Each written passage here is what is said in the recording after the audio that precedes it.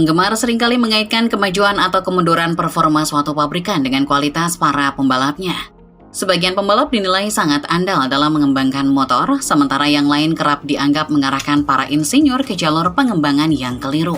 Hal ini memicu pertanyaan mengenai seberapa besar pengaruh nyata seorang pembalap terhadap evolusi teknis motor MotoGP. Joan Mir yang pernah meraih gelar juara dunia bersama Suzuki sebelum bergabung dengan tim pabrikan Honda dan menguji berbagai komponen baru, memberikan pandangannya mengenai hal tersebut. Menurut Mir, tugas utama seorang pembalap adalah memberikan masukan dan umpan balik atau feedback yang akurat. Sementara urusan mencari solusi teknis merupakan tanggung jawab penuh para insinyur yang merancang motor. Mir menjelaskan bahwa setiap pembalap tentu ingin melaju lebih cepat di lintasan. Namun, ia menekankan bahwa pembalap bertugas menyampaikan sensasi serta kendala yang dirasakan saat mengendarai motor sebaik dan sejelas mungkin. Bukan bertindak seolah-olah sebagai insinyur yang merumuskan solusi teknis. Mir menegaskan bahwa tanggung jawab untuk menemukan cara agar motor dapat melaju lebih cepat berada di tangan tim teknis, bukan di tangan pembalap. Nicolas Goyon yang kini menjabat sebagai manajer tim Tech3 setelah bertahun-tahun menjadi analis data dan kepala mekanik atau crew chief, membagikan pandangannya mengenai proses evaluasi komponen baru. Goyon menyetujui bahwa meskipun pembalap memiliki peran yang sangat penting, ide dan gagasan pengembangan teknis pada dasarnya lahir dari pemikiran para insinyur.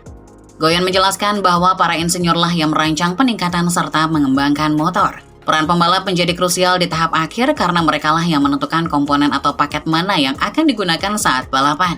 Kendati demikian, tingkat keanggotaan dan daya saing suatu motor tetap sangat bergantung pada kreativitas para insinyur serta tim pabrikan. Kondisi tersebut bukan berarti pembalap tidak memiliki pengaruh sama sekali. Setiap kali kembali ke garasi, pembalap akan menjelaskan perilaku motor serta karakter yang ingin mereka tingkatkan. Namun mereka hampir tidak pernah menentukan solusi teknis secara spesifik. Joan Mir menerangkan bahwa pembalap dapat menyampaikan keinginan mengenai penambahan cengkraman ban belakang, perbaikan feeling pada bagian depan, atau beban motor yang kurang seimbang. Pembalap tidak bertugas meminta komponen teknis tertentu seperti swing arm yang lebih pendek atau sasis yang berbeda. Pembalap hanya bisa menyampaikan kebutuhan karakter motor yang diinginkan. Lalu tim teknis yang akan menerjemahkan permintaan tersebut ke dalam bentuk pengembangan teknis. Goyo mengilustrasikan dinamika ini melalui kisah kepindahan Valentino Rossi dari Honda ke Yamaha pada musim 2004. Goyon yang bergabung dengan Tech3 pada musim 2003 mengingat saat itu sebagai musim yang sangat sulit bagi Yamaha, di mana satu-satunya podium diraih melalui Alex Barros. Saat Rossi bergabung dan langsung mengunci gelar juara dunia 2004 bersama kepala mekanik Jeremy Burgess, Goyon menilai kontribusi terbesar Rossi terletak pada bakat dan kecepatannya di lintasan. Bukan karena ia merombak total motor Yamaha M1 secara mandiri. Goyon menegaskan bahwa sebuah motor tidak mungkin berubah dari kondisi sangat buruk pada 2003 menjadi motor juara pada 2004 hanya karena peran satu orang pembalap saja. Ia menganalogikan situasi tersebut dengan Marc Marquez yang mungkin bisa menang bersama KTM karena bakatnya yang luar biasa, sehingga orang-orang mengira motor tersebut mendadak menjadi sangat bagus. Pada kasus Rossi, para insinyur Yamaha sebenarnya sudah memiliki solusi teknis tersebut, dan Rossi hadir memaksimalkannya dengan kecepatan, pengetahuan setelan motor, serta gaya balapnya.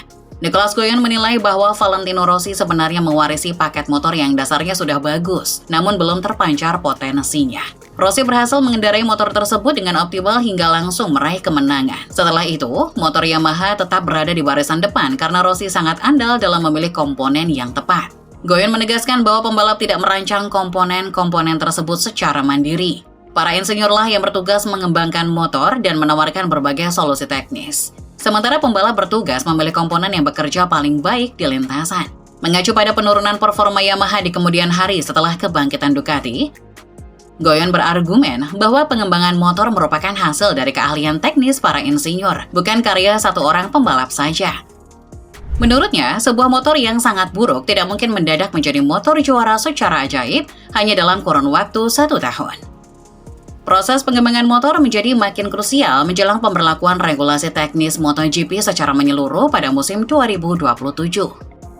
Para pabrikan kini sedang merancang motor yang sepenuhnya baru yang mengusung kapasitas mesin lebih kecil, yakni 850 cc, pengurangan perangkat aerodinamika, penghapusan fitur Ride High Device, serta peralihan ke ban Pirelli untuk menggantikan Michelin. Marco De Luca, kepala dinamika kendaraan Aprilia, menjelaskan bahwa umpan balik atau feedback dari pembalap tetap sangat berharga di samping penggunaan alat simulasi. Ia mengungkapkan bahwa pembalap yang berkualitas, terutama yang belum pernah menggunakan ban baru tersebut, harus sanggup menyampaikan secara jelas mengenai apa yang dirasakan, diinginkan, dan disukainya saat menguji motor. Luluka memperkirakan akan menerima masukan yang jauh lebih detail dan kompleks dari para pembalap, karena mereka akan menunggangi motor yang benar-benar baru. Meski demikian, ia menegaskan bahwa penggunaan teknologi simulasi telah menjadi elemen mendasar yang tidak bisa ditinggalkan dalam proses pengembangan motor. Jika simulasi dan data saja sudah cukup, setiap pabrikan tentu bisa membuat sepeda motor yang sempurna. Pada kenyataannya, keberadaan pembalap tetap sangat penting karena merekalah yang menentukan apakah suatu komponen yang secara teori lebih cepat benar-benar dapat digunakan di lapangan. Nicholas Goyon menjelaskan bahwa meskipun banyak hal bisa terlihat dari data, seperti hasil terowongan angin atau wind tunnel dan data lintasan pada komponen aerodinamika, perasaan pembalap pada sepeda motor justru jauh lebih krusial dibandingkan pada mobil. Sebuah fairing bisa saja menunjukkan hasil yang luar biasa di terowongan angin. Namun jika pembalap merasa motor menjadi sulit dikendalikan, di mana ini hal yang tidak bisa diukur oleh sensor apapun, maka umpan balik atau feedback dari pembalap tersebut menjadi sangat berharga. Goyon menegaskan bahwa proses pengembangan motor merupakan usaha bersama. Tim analisis memproses sejumlah besar data yang memberikan banyak petunjuk, tetapi pembalap tetap menjadi variabel kunci. Pembalaplah yang dapat memberikan kepastian apakah suatu perubahan memberikan keuntungan nyata sekaligus memberi arah pengembangan selanjutnya. Goyon juga berpandangan bahwa pembalap yang andal dalam mengembangkan motor tidak selalu merupakan pembalap yang paling cepat di lintasan. Pada masa dominasi Marc Marquez di Honda, muncul anggapan kuat di pedok bahwa Dani Pedrosa sebenarnya merupakan sosok yang mengarahkan pengembangan motor berkat sensitivitas teknisnya yang luar biasa. Goyon menilai ada kebenaran dari pandangan tersebut. Marquez dianggap memiliki talenta luar biasa hingga mampu menang dengan motor apa saja. Sementara Pedrosa bertugas mengembangkan motor karena memiliki kepekaan untuk memilih komponen yang tepat yang kemudian digunakan Marquez untuk meraih kemenangan. Penurunan prestasi Honda setelah Pedrosa pensiun menjadi bukti nyata dari hal tersebut. Sepeninggal Pedrosa, motor Honda menjadi makin sulit dikendalikan, hingga pembalap sekelas Marquez pun akhirnya tidak sanggup mengatasinya. Goyon menilai dari sudut pandang luar bahwa Marquez mungkin bukan pembalap pengembang yang paling kuat, melainkan sosok yang sangat bertalenta hingga sanggup menutupi berbagai kekurangan pada motornya saat bertanding. Bagi Nicholas Goyon, kemampuan seorang pembalap dalam mengembangkan motor jauh lebih ditentukan oleh sensitivitas teknis yang dimilikinya daripada sekedar kecepatan murni di lintasan. Salah satu pembalap yang sangat mengesankannya adalah Andrea Dovizioso yang pernah bekerja sama dengannya di Tech 3 pada musim 2012. Goyon meyakini bahwa Dovizioso memegang peranan besar dalam meletakkan fondasi bagi kesuksesan Ducati saat ini. Goyon menilai Dovizioso sebagai sosok pembalap yang mampu mengubah motor yang kurang kompetitif menjadi motor pemenang. Berdasarkan pengalamannya bekerja bersama di Tech 3, Goyon mengetahui secara pasti betapa detailnya umpan balik atau feedback yang diberikan oleh Dovizioso.